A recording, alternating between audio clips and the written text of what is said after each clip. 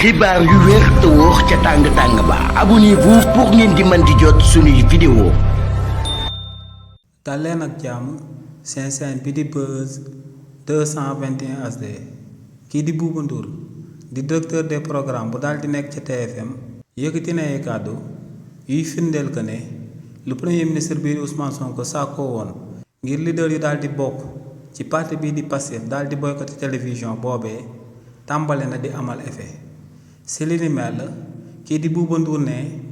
luñ mënti waxit ci réewu Sénégal TFM moom mooy télé bi nga xam ne bépp sondage bu amee day daal di firndeel que ne moom la télé bi nga xam ne moom la suñu ëpp Sénégalais yi di topp di seetaan nee nag li ni mel moom moo sabab képp ku daal di nekk ci état bi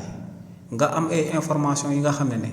danga ko war a daal di véhiculer Sénégalais yépp daal di siy jot ne kookee waroo daal di xool sa clivage politique wala sa appartenance politique ba loolee di tere nga daal di jox Sénégalais yépp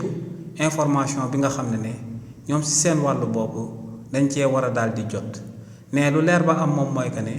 temps yi ci réewu Sénégal am na ñaari xeetu jàngoro yu fi jot a dugg waaye ne ba tey ministre de la santé bii di Ibrahima Sy daal dinay amal jëngal yi ci yeneen télévision yu daal di nekk ci réewu Sénégal daal di passé foofee message bi waaye ne jàllalewu ko benn yoon ca TFM ne li ni mel nag conséquence directe bi ne population sénégalaise bi ci ñoom lay daal di impacté ndax ne amaana buñ ko jàllale woon ci TFM di télévision bi nga xam ne moom la ñu ëpp di seetaan ci réewu Sénégal ne kon lu leer ba am moom mooy que ni ñu ëpp ci Sénégal yi dinañ daal di jot information boobee te ne loolee moom moo doon gën.